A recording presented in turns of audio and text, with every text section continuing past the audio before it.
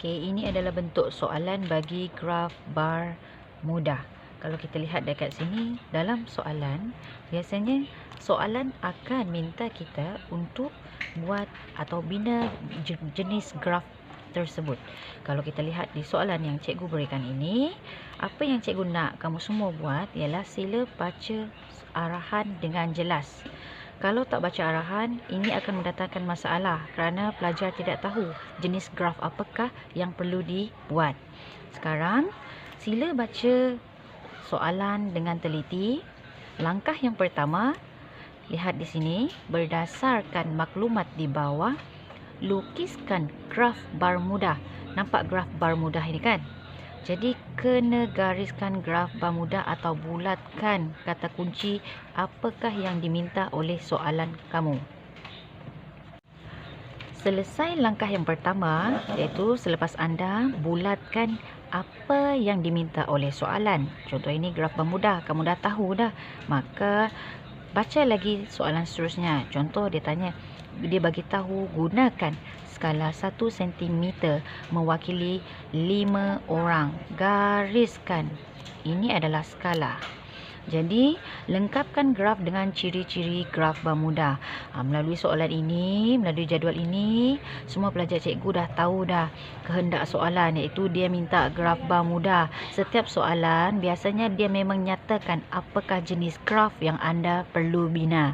Jadi disebabkan itulah cikgu minta pastikan baca dengan teliti kerana apa yang soalan hendak tu memang dah ditulis secara jelas pada soalan. Okey, kemudian skala pun sama. Memang biasanya soalan akan diberikan skala. Anda tak perlu penat-penat memikirkan berapa skala yang diperlukan. Sebab dekat soalan memang dah terang dan jelas skala yang diberikan. Yang kedua, ingat ya. Okey, yang ketiga, perhatikan jadual betul-betul. Biasanya, tajuk pada jadual ini merupakan tajuk pada graf bar kamu nanti. Perhatikan sekeliling. Okey, selesai, kita buat langkah seterusnya. Ingat, yang pertama baca soalan, gariskan kehendak soalan atau bulatkan. Yang kedua, gariskan skala yang dia minta, kemudian telitikan jadual. Untuk soalan graf bar mudah untuk menengah rendah, biasanya seperti yang langkah pertama dan kedua tadi, setelah anda selesai tengok jadual yang bersesuaian, sila bulatkan jumlah yang tertinggi. Kalau kita lihat dekat jadual yang diberikan ini, jumlah yang tertinggi ialah 56. Kan, 56. Jadi sekarang langkahnya, sediakan kertas graf kamu. Yang pertama, ambil tajuk yang bersesuaian. Ni tajuk ni copy paste saja. Salin saja tajuk ni masuk dalam graf kamu supaya nanti kamu tak lupa, buat terus. Dah tahu terus buat, nanti lupa pula kan? Terus buat. Contoh.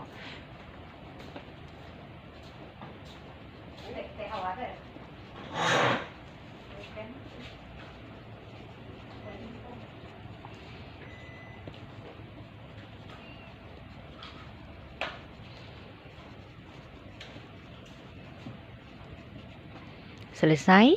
Kemudian kita kena, ini ciri pertama dah selesai. Ciri kedua kita kena tengok skala. Tadi dah tahu skala kan? 1 cm mewakili 5 orang yang kamu dah garis kat dalam soalan tadi, dah tahu ni. Kenapa kita perlu tengok yang jumlah yang paling tinggi ni? Untuk memudahkan kita bina paksi menegak. Contoh, sekarang ni bina paksi menegak. Pastikan garisan kamu lurus, guna pembaris. Peralatan kena cukup ya. Okey, kita tengok. Yang ini 1 cm kan? 1 cm jarak. Dia kata tadi skala minta 1 cm mewakili 5 orang. Jadi kita mulakan dengan 1 cm 5. 5, 10.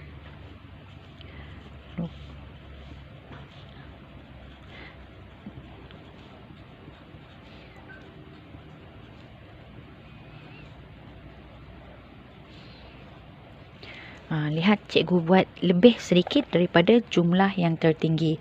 Kenapa kita buat lebih sedikit? Supaya graf kita akan nampak lebih kemas. Sekarang ni 56 orang kan. Jadi kita buat skala dia lebih sedikit, 60. Kemudian kita tutupkan bahagian paksi menegak. Pastikan letak maklumat yang mewakili paksi menegak. Maklumatnya ada di dalam jadual. Contohnya maklumat dia bilangan orang. Ikut saja yang terdapat di dalam jadual ini, letakkan di atas paksi menegak anda. Kalau anda tak letak, maka plotan nanti tidak akan dikira kerana kita tak tahu apakah yang sedang kita kaji. Jadi lihat sini, bilangan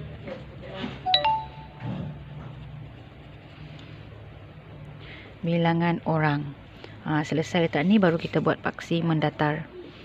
Ciri pertama ada, ciri kedua ada, skala pun dah ada. Okey, ciri seterusnya paksi mendatar.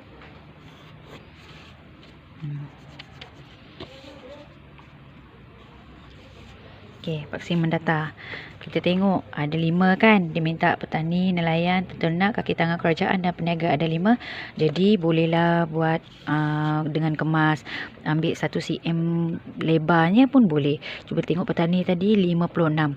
Jadi kita plotkan. Sini 55, 56. Okey, 56. Buat dengan kemas ya. Guna pembaris. Nelayan 23. Okey. Jarakkan 1 supaya graf kamu bar ni nampak kemas. 23. Penternak 15.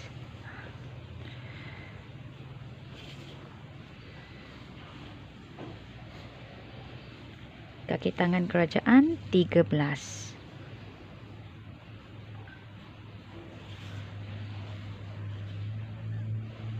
Dan yang terakhir peniaga 12. Selesai. Pastikan maklumat atau data yang terletak di jadual sebelah kiri tadi, iaitu jenis pekerjaan, kita letak di bahagian paksi mendatar.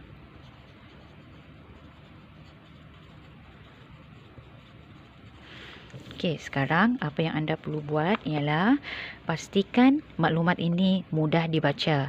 Jadi ciri yang seterusnya haruslah ada petunjuk. Contohnya ini ada 5 maklumat. 1, 2, 3, 4, 5. Jadi binalah 5 kotak yang akan mewakili petunjuk nanti.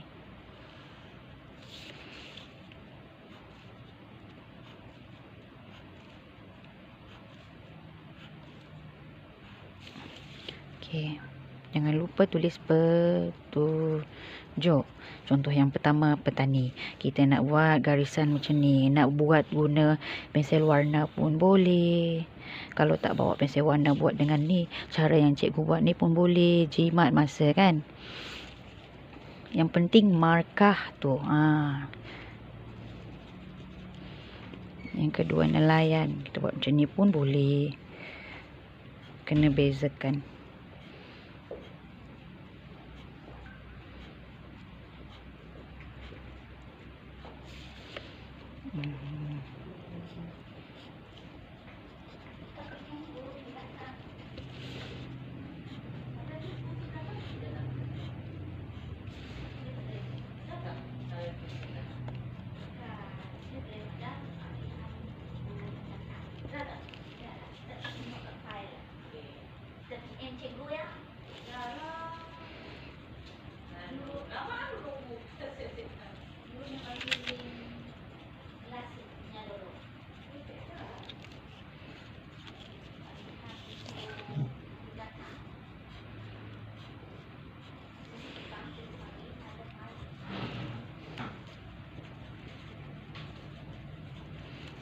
Jadi dah selesai petunjuk kita. Jadi anda dah tahulah.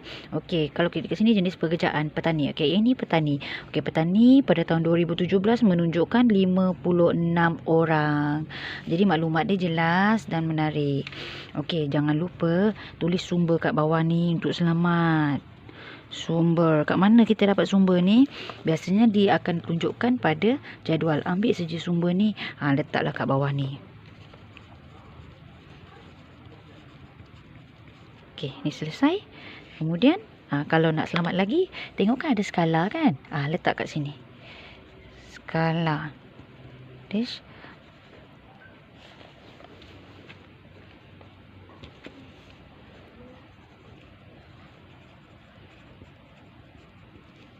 Mewakili 5 orang.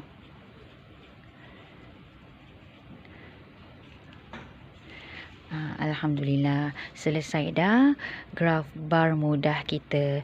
Yang ini langkah untuk bina graf bar kita. Yang penting pertama yang macam cikgu ajar tadi, baca soalan dengan teliti, bulatkan apa kehendak soalan, kemudian gariskan skala dan perhatikan jadual.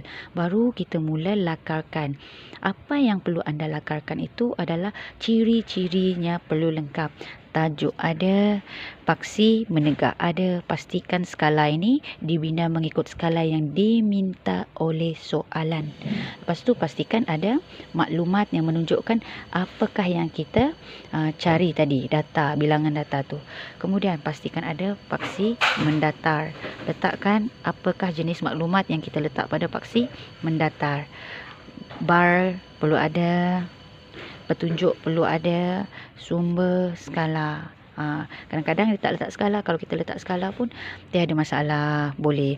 Kadang-kadang ada pelajar cikgu tanya, cikgu kalau kita tak garis-garis ni, kalau pelajar-pelajar cikgu tak nak letak garisan ke, tak ada bawa pensel warna ke, tak apa. Boleh padam dalam bar. Contohnya nak paling mudah nak jimat masa, tak perlu letak garisan, letak dalam bar-bar tu nama kepada petunjuk tu, jadi petunjuk pun tak ada masalah. Tengok petani, letak nelayan, letak penternak di dalam bar yang kosong tadi. Itu pun boleh juga. Yang penting ada petunjuk. Terima kasih. Jangan lupa subscribe cikgu ya. Bye.